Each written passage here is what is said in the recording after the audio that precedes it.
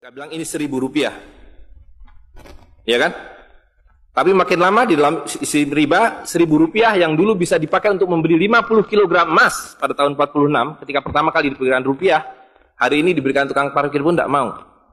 Maka mereka ganti gambarnya dengan Soekarno-Hatta, nolnya ditambah 2, menjadi 100.000. Yang 99.000 dari mana? Ya kan? 99.000 dari mana? Dan kalau ini kita belah 2, dibelah 4, mau saya kasih 4 mahasiswa. Kemana samannya tadi itu nilainya? Ya, ini seperti sihirnya Fir'aun yang menjadikan tali sebagai ular. Nah, orang Amerika bilang, pedagang Amerika, saya juga punya kertas sendiri, namanya greenback. Tapi kertas saya punya 10.000 kali lipat dari kertas saudara. Jadi kalau Bapak Ibu sekalian, adik-adik pergi ke Washington sana, ke New York, bawa uang 100.000. Belum tentu mahasiswa punya uang 100.000 kan? Harus bekerja 2 hari untuk mendapatkan uang 100.000. Pergi ke Washington, saya mau beli Coca-Cola 1 botol. Apa mereka bilang? Apa mereka bilang? Ini kertas funny. This is funny paper. Gak laku. Tapi siapapun datang ke Ternate dengan $100, you punya cengkeh, berikan pada saya. Saya mau beli, you punya Coca-Cola, tapi saya minta 1 truk. Apa yang kita lakukan? Kita berikan Coca-Cola 1 truk, karena mereka bilang, mereka bisa yakinkan kita, selembar kertas mereka 10.000 kali lipat dari lembar kertas kita. Dan mereka bilang, kita punya kertas tidak laku, mereka punya kertas laku di seluruh dunia. Betul nggak? Dengan cara itulah seluruh cengkeh Ternate habis. Pala Ternate habis. Seluruh kekayaan Ternate habis, hanya diganti dengan byte komputer. Dengan cara itulah kemiskinan dan pemiskinan dilakukan oleh para bankir. Jadi banking is crime. And bankers are the criminal. Dengan sihir ini. Ya. Nah, dan ini baru satu fase. Saya minta satu tahap lagi untuk menjelaskan dengan uang kertas yang sudah merupakan kezoliman ini, ya, itu menjadi berlipat ganda zolimnya melalui banking system, di mana ini digelembungkan. Kalau tidak ada bank, kalau saya punya uang 100.000 dipinjam oleh Ustadz Nur, maka uang saya habis. Saya akan memiliki kembali kalau dikembalikan. Tapi dengan banking system, kalau uang ini saya hutangkan, dia beranak pinak. 20 kali lipat. Uang 100 miliar, kalau ditaruh di bank, maka bank detik itu mencatatkan dalam bukunya punya uang 100 miliar. Betul nggak? Dan itu dilegalisir oleh pemerintah. Bahwa you boleh mengakui itu sebagai milikmu. Dan bagi bank, uang titipan ini liability. Maka dia harus sewakan. Dia harus pinjamkan dengan bunga kepada orang yang mau beli rumah tidak bisa beli rumah, mau beli mobil tidak bisa beli mobil. Jangan khawatir, saya beri kredit. Tapi harus tahan 10% untuk cadangan. Ya kan? Dan semua orang dibikin miskin. Misi pokok bank adalah membuat semua orang miskin supaya tidak mampu membeli apapun kecuali berhutang melalui bank.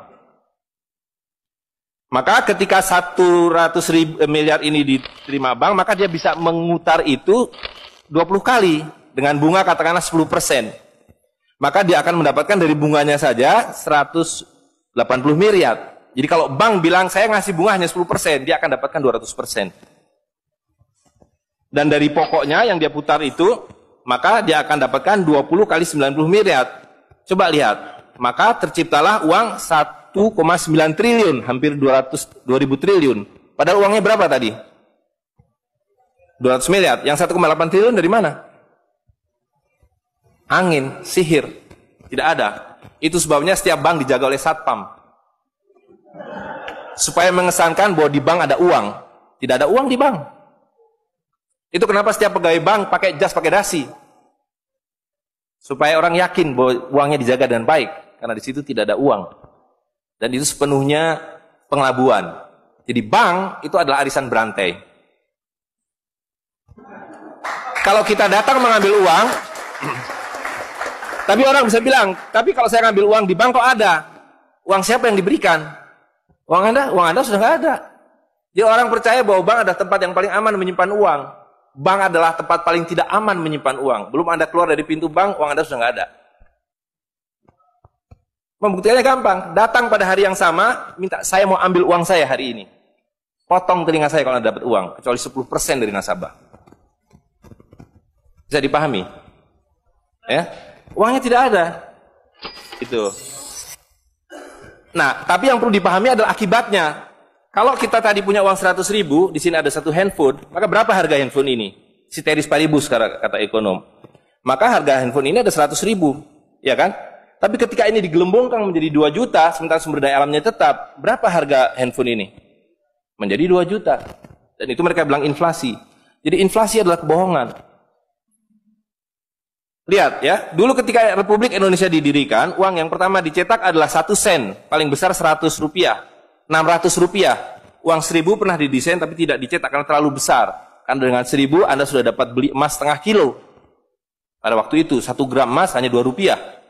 Dan mereka berjanji, jangan khawatir, setiap rupiah saya jamin dengan 1,5 gram emas. Sampai sekarang itu berlaku Undang-Undang tahun 46. Nah, tapi lihat, karena uang kertas itu sihir, dicetak makin banyak, nilainya merosot. Bebeknya mah tetap, cengkehnya tetap, palanya tetap, tapi nilai uangnya yang merosot. Maka mulai tahun 52, ini pertama kali by the way, ini Bank Indonesia baru muncul tahun 52. Bank Sentral Republik Indonesia itu bukan Bank Indonesia. Dulu namanya BNI 46. Tapi Belanda tidak mau. You mau merdeka, you mesti nurut saya. Hentikan BNI 46, ganti dengan bank saya, The Jeffers Bank, menjadi Bank Indonesia. Dan hentikan uang Republik Indonesia, ganti dengan uang saya, Guilders, yang kemudian berubah menjadi uang Bank Indonesia. Oke? Nah, begitu muncul tahun 52, rupiah sudah mulai tidak laku. Dibikinlah uang 1.000 rupiah.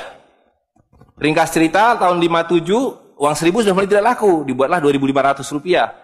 Dibuatlah uang 5.000, pertama kali muncul 64, uang 10.000 rupiah. Pak Karno bilang kita sudah terlalu miskin, maka uang 1.000 digunduli menjadi 1 rupiah yang disebut centering.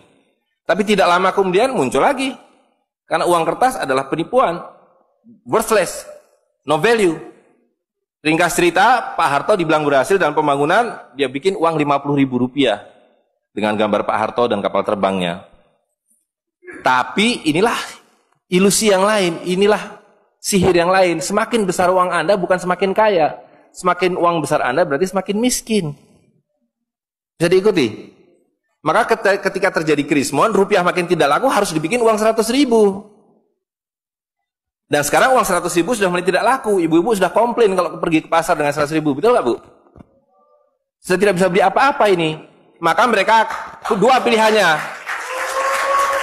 Pilihan pertama adalah mereka akan mencetak uang 200.000, 500.000. Tapi tidak mungkin, komputer sudah nggak bisa menghitung, kalkulator nggak bisa menghitung, hang, terlalu banyak nolnya.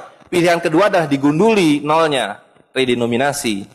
Jadi redenominasi itu bukan untuk mengatasi inflasi, tapi untuk menutupi inflasi. Jadi itu adalah pengelabuan di atas pengelabuan, di atas pengelabuan, di atas pengelabuan. Gitu, ya. Jadi secara real, uang 100.000 ini dulu ketika Pak Harto masih berkuasa menjelang jatuh itu, kalau dibelikan telur dapat 50 kilo. Masih ada yang ingat gak, Bu? Kali ibu-ibu ingat pasti. 1 kilo telur harganya 2.000 rupiah. Begitu Pak Harto jatuh, dibilang ini gara-gara krismon, uangnya sama. Walaupun ini belum ada waktu itu, karena ini masih 50.000 aja udah besar waktu itu. Uang yang sama dengan telur yang sama, tiba-tiba dibawa ke pasar, saya mau beli telur. Bu, hari ini tidak dapat 50 kilo lagi. Hari ini cuma dapat 13 kilo.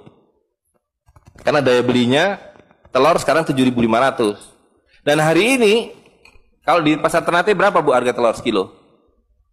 Hari ini. Di Jakarta 20.000. Dan telurnya sama. 1 kilo itu isinya 16 butir, 17 butir, 18 butir. Uangnya sama. Tapi hari ini kalau dibelikan telur hanya dapat 5 kilo. Kemana yang 45 kilo? Itu yang mereka rampok. Itu yang mereka rampok dengan melalui apa yang mereka sebut inflasi. Tapi sebenarnya dengan cara penggelembungan uang. Kertas yang terus-menerus nilai. Nah, satu lagi Pak ya, saya minta ini karena ini penting sekali. Ini penting sekali. Nah, sistem zalim ini kemudian difikskan dalam satu sistem politik yang disebut nation state pada level global, kan judulnya kan globalisasi uang. Jadi negara bangsa itu diciptakan oleh para bankir pada abad ke-20. Jadi waktu Indonesia merdeka, Singapura merdeka, Malaysia merdeka, Afrika merdeka, itu bukan kemerdekaan spontan, tapi didesain. Didesain karena kalau dulu mereka mau merampas cengkeh orang Ternate, mau merampas kepala orang Ternate, dia harus bawa serdadu ke sini, Dia harus ambil cengkeh dan palanya. Repot kan? Maka dengan menciptakan uang kertas, mereka tetap bisa mengambil cengkeh orang Ternate, mengambil pala orang Ternate tanpa harus kirim serdadu di sini. Dan karena itu saya kasih merdeka. Tapi satu mesti bikin bank sentral, kedua pakai uang kertas. Supaya saya tetap bisa membeli 1 barel minyak Anda dengan harga 4 sen dolar. Karena mencetak uang ini biayanya hanya 4 sen, 500 rupiah. Ya, jadi berapapun harta yang kita punya bisa dibeli dengan cara itu. Nah, lalu tadi saya sudah ceritakan uang kertas itu dimunculkan bersamaan dengan konsep negara nasional plus hutang negara. You boleh merdeka tapi you miskin. Rakyat penyakitan, rakyatmu bodoh. Tapi jangan khawatir, saya punya uang. Sekolahkan rakyatmu, bikin pembangunan, saya kasih hutang. Ya kan? Nah, jadi tugas pemerintah itu, republik, adalah satu, mengambil hutang dari bank, menghabiskan utang itu, melalui apa yang disebut APBN. Lalu dulu mereka tanya, jadi bagaimana saya membuat APBN? Jangan khawatir, sekolahkan anak-anak pintar kamu ke Berkeley, ke Chicago, ke Harvard. Mereka dididik untuk membuat pembangunan. Lalu dikasih paket hutang, dan diajari, kalau nggak bisa, kirim konsultan seperti John Perkins dan sejenisnya. Lalu ada satu pertanyaan, bagaimana kami membayar hutang kami kalau begitu? Mereka bilang, you punya 200 juta rakyat, pajaki rakyat kalian. Pajaki rakyat kalian. Kalian punya pala, punya cengkeh, habisi hutang kalian. Karena you membayar hutang, kalau kita hutang 5 miliar dolar setiap tahun, apa mereka kasih berkoper-koper dolar? Apa yang mereka kasih ke kita? Mereka hanya mengetik di komputer 5 miliar dolar, ting, masuk ke Bank Indonesia. Nanti Bank Indonesia tinggal kirim ting ke Bappenas, Bappenas ting ke departemen-departemen itu. Tapi ketika kita mau membayar hutang mereka, bisa kita mengetik di komputer 5 miliar dolar, ting, dibayarkan ke Bank Dunia? Gak bisa, you mesti punya devisa. Dari mana kami punya devisa? You mesti beli dolar kami. Caranya tebang hutan kalian. Habisi boksit kalian, habisi mineral kalian, betul nggak? Nah, jadi itulah yang terjadi di dalam sistem Fir'aun sekarang ini, bahwa pemerintah itu didesain hanya untuk mengambil hutang dari bank, menghabiskan melalui APBN dan proyek, kemudian memajaki rakyat. Karena itu pajak semakin hari semakin tinggi, semakin banyak, semakin tinggi, semakin banyak, gitu. Nah, jadi kalau digambarkan seperti ini, ya kan? Wilayah domestik nasional itu adalah demokrasi, supaya kalau 5 tahun harus ganti. Kalau ada presiden, ada perdana menteri yang tidak nurut pada para bankir, out. Tapi para bankir tidak pernah berganti, mereka turun-temurun, perusahaan swasta, anak beranak pinak. Ini kira-kira hanya 400 keluarga di dunia ini yang menguasai seluruh sistem keuangan dan politik. Jadi kita ini sekarang utangnya tiba-tiba sudah 2.100 triliun. Padahal tahun waktu Pak Harto jatuh itu utangnya hanya berapa? 50 miliar dolar. 500 triliun. Sekarang sudah 2.000 triliun. Dan begitu kurs dolar berubah, utang kita nambah. Gitu. Dan BI tidak pernah memenuhi janjinya. Karena tugas pokok BI adalah menjaga stabilitas kurs. Tidak pernah bisa. Dan tidak akan pernah bisa apapun yang dilakukan karena memang tidak ada nilainya, gitu. Nah, jadi sebagai penutup, maka apa yang harus kita lakukan adalah membalik seperti yang mereka dulu lakukan. Yang mereka dulu lakukan adalah mengambil emas dan perak dari orang tua kita, mereka lebur menjadi batangan, dia simpan di berangkas, dan kepada kita dikasih toilet paper ini, kata Mahathir Muhammad. Maka yang harus kita lakukan sekarang sebelum ini jadi apa? Oncom. Lebih berharga oncom. Tukarkanlah menjadi emas dan perak, menjadi dinar dan dirham, dan kemudian gunakan untuk muamalah. Karena Nabi sudah mengatakan akan datang satu zaman di mana semua yang kamu miliki tidak ada harganya, kehabisan nilai, kecuali dinar dan dirham, kecuali emas dan perak. Jadi kalau dilihat, ya dolar dalam dinar atau dinar dalam dolar dalam 10 tahun terakhir 2004 itu cuma 54 dolar. Hari ini sudah di atas 250 dolar. Dan lihat, menipunya uang kertas ya. Kalau kita pakai untuk menyimpan naik haji, kalau Anda menabung dolar, maka tiap tahun naik. Saya sudah hitung ini, dan ini valid sekali. naik setiap tahun itu 3,5%. Kalau Anda menyimpan rupiah, setiap tahun naik 5%, nggak nyampe-nyampe. Tapi kalau Anda menyimpan dinar, maka dia akan turun 8% setahun. Jadi tahun 2000 naik haji butuh uang 21 juta rupiah. Kalau dinar butuh 71 dinar. Tapi hari ini kalau mau naik haji butuh hampir 40 juta rupiah. Dengan dinar cukup dengan 16 dinar. Jadi dulu kalau punya rupiah naik haji satu orang, sekarang sampai Dubai suruh pulang. Nggak cukup uangnya. Tapi dengan dinar dulu naik haji satu orang, sekarang bisa naik haji 4 orang. Dengan kata lain, kalau Bapak Ibu sekalian serahkan cengkeh Bapak Ibu sekalian dan menerima uang kertas, Anda 4 kali miskin. Detik itu juga dalam konteks ini. Maka serahkanlah cengkeh dan katakan, saya mau serahkan cengkeh, bayar kami dengan dinar. Bayar kami dengan dirham. Saya serahkan pala kami, bayar kami dengan emas dan perak. Saya tidak mau uang palsu ini, uang-uangan ini. Saya mau uang yang sebenarnya, uang dari Rasul SAW. Ya? Gitu. Dan harga minyak, ini palsu semua. Dibilang minyak naik, turun, naik, tidak ada minyak naik. Kalau dengan dolar dia naik terus. Tapi dengan dinar dia flat. Sekali lagi, bahwa sumber daya alam itu terbatas. Maka alat tukar pun harus terbatas. Jadi ketika kita menggunakan kertas, ini digelembungkan. Tapi ketika Anda menggunakan emas dan perak, ini sama. Maka sekali dia punya alat tukar, nilai tukarnya dari zaman Rasulullah SAW seekor kambing, hari ini 1 dinar dapat seekor kambing. Zaman Nabi dapat seekor ayam 1 dirham, hari ini dapat seekor ayam. Tidak ada yang berubah. Sekali lagi pemiskinan itu adalah dibikin oleh sistem. Dan tadi sudah disampaikan bahwa dari tahun ke tahun, di dalam slide yang sebelumnya dalam penjelasan itu, bahwa dinar dan dirham itu selalu dicetak oleh para sultan. Jadi lihat, ketika para sultan berkuasa, para sultan berikan emas dan perak pada rakyat. Para sultan kemudian disingkirkan, diganti oleh para bankir, emas dan perak mereka ambil, diberikan kertas. Itu yang terjadi dari abad ke-19. Maka alhamdulillah pada hari ini kita melihat bahwa kesultanan sudah kembali dengan dinar dan dirham.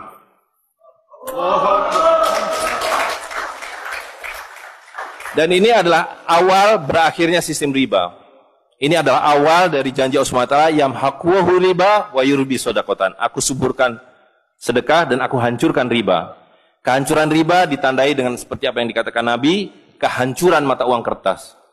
Suka atau tidak suka, terima atau tidak terima, ini adalah awal kehancuran. Dan karena itu yang harus kita lakukan adalah supaya kita tidak ikut hancur di dalamnya, kita song-song kembalinya dinar dan dirham. Dan itu berarti kembalinya sultania. Dan Ternate adalah awal dari kembalinya dinar dan dirham dan sultania bersama dengan Kesultanan Cirebon, bersama dengan Kesultanan di Sulu. Jadi sekarang sudah ada ketiga sultan yang mencetak kembali dinar dan dirham. Dan ini akan mengawali kembalinya dinar dan dirham di seluruh dunia.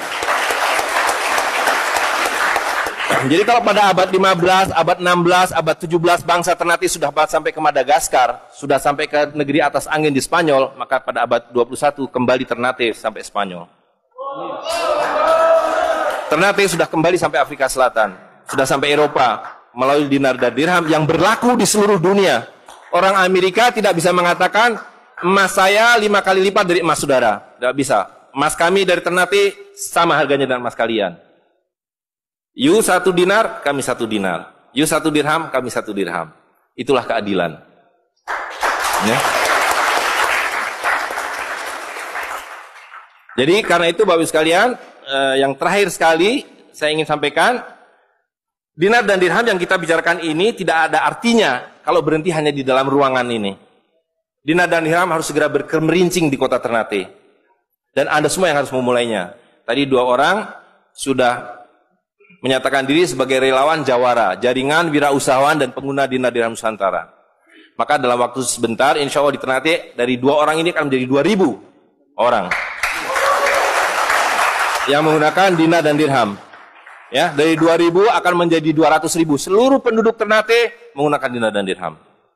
Dan Kanjeng Sultan dari beberapa waktu yang lalu sudah mulai membagikan zakat dalam dirham. Jadi di Ternate itu sekurangnya sudah ada 1.000 orang memiliki koin dirham yang dibagikan oleh Sultan. Dan itu adalah awal. Ini baru awal dari kembalinya Islam dan berakhirnya kezaliman. Jadi sekali lagi Bapak Ibu sekalian, marilah segera ya ular-ular Fir'aun itu kita akhiri dengan cara yang sangat mudah, yaitu kita mentaati perintah Allah SWT. Allah SWT mengatakan wa halalul bai' wa harramar riba. Aku halalkan berdagang dan aku haramkan riba. Dan uang kertas adalah riba par excellence. Di dalam uang kertas ini ada 2 riba sekaligus. Ya, jadi saya kira itu saja. Saya mohon maaf mengambil waktu agak terlalu banyak, tapi ini penting karena supaya clear semuanya. Ya, karena ini baru pertama kali dibicarakan di Ternate. Demikian, assalamualaikum warahmatullahi wabarakatuh.